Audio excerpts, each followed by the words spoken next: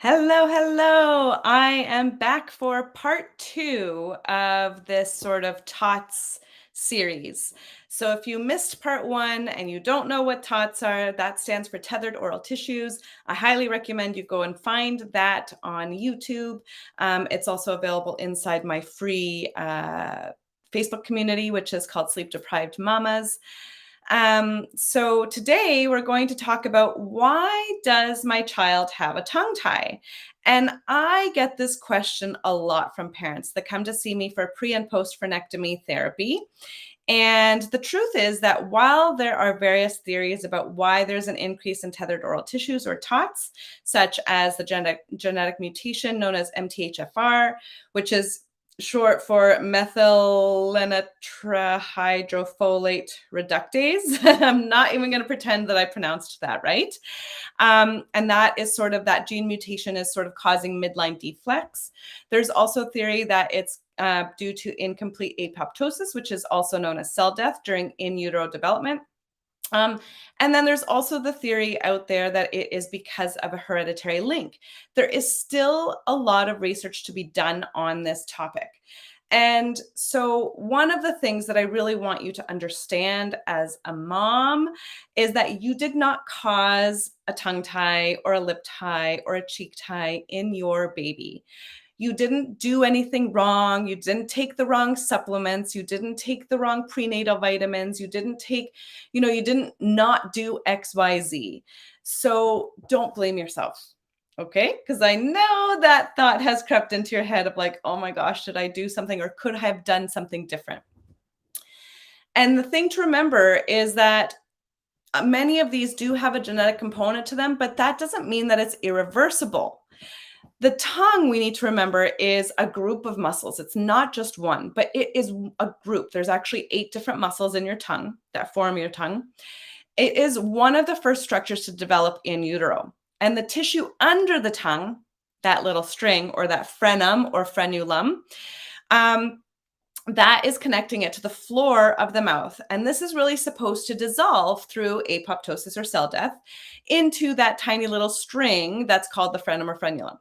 So babies actually start sucking around about 12 weeks of gestation, first on their hands or their thumb, and then they develop swallowing abilities and they start to swallow amniotic fluid. And this sucking and swallowing action is practiced in utero so that your baby can easily manage the survival skill when they're born, and they need to suck and swallow their milk to survive.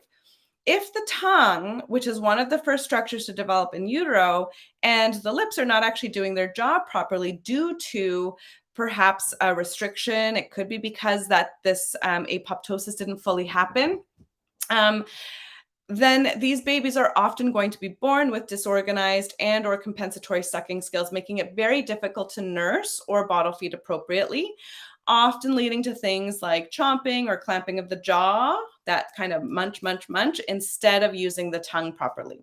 And that can lead to a lot of pain for moms during nursing, but it also leads to inefficient extraction of the milk. So, along with this, if the tongue is not moving properly in utero, this can also restrict the way that a baby is moving in general in utero, which can potentially lead to head shape issues like plagiocephaly or brachycephaly, which is the flat head along the whole back. It can also lead to things like torticollis, which is tightness from the neck to the hip. And oftentimes, so the reason behind this, it's not so much that, oh, the tongue tie leads to all of these automatically, but if the tongue is not moving properly, then the baby's rest of the body as they're developing is not moving properly.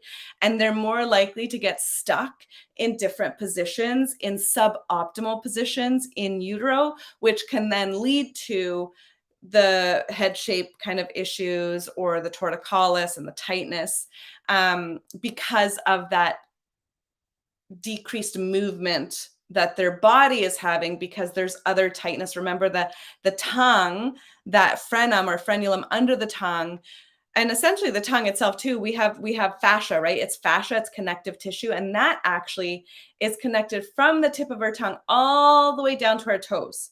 So if it's tight up here, it's going to probably have other tightness in the body as well.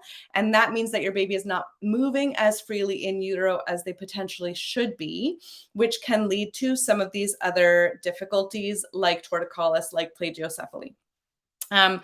And the other thing to just also be aware of is that, and this is also somewhat controversial, but all of the training that I have done on tethered oral tissues and the various courses that I have taken from really big names in the tethered oral tissue tongue tie world, have kind of said, and through lots of seeing of many hundreds and hundreds of clients, that if there is a tongue tie or a labial tie or a cheek tie present, then there often is also a tongue tie present too. But interestingly, the reverse is not true, and babies can only have a tongue tie and not necessarily have a lip tie or cheek ties as well. But when it's the lip tie and the cheek tie, then often there's also going to be a tongue tie. So always make sure that whoever you're getting an assessment done by, they're always checking for all three of them. It should really be best practice for everybody who is involved in tethered oral tissues, but for some reason it's not, and it's actually a really big problem. So anyway, so oral dysfunction under which these ties or tethered oral tissues fall is a big deal, and it should be investigated and assessed, I think, in every single baby. When a baby's tongue is sort of tethered to the floor of their mouth by that too short, too tight, or too thick frenulum or frenulum, this can lead to various other difficulties in their daily functioning, which we'll talk a little bit more about in a subsequent part of this series. But difficulties with nursing or bottle feeding, reflux, colic, difficulties managing solids, really super high sensitive gag reflex, or easily triggered gag reflex, sleep challenges, breathing issues, language and communication issues, and even just overall mouth and sort of dental jaw structure and tooth structure due to changes in the formation of the dental arches, because the tongue is really what drives the development of all of that dental structure as well.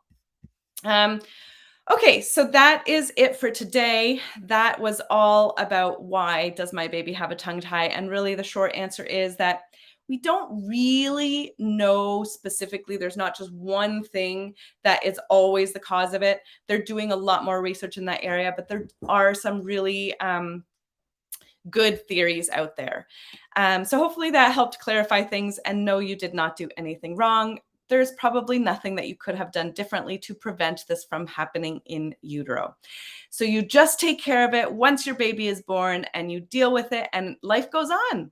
And hopefully then you also have a happy baby. It's not as big of a deal as people make it out to be. So that's it for me today. If you want more information, if you want some practical strategies on how to get that tongue moving a little bit better for your baby, how to do some oral motor exercises, how to do the wound care, what's involved in a release procedure, who to ask, what to ask, who to look for in terms of providers, all of that information is available inside my Tips for TOTs ebook, which is a low-cost ebook, and the link for that is below this video. Bye for now, everyone.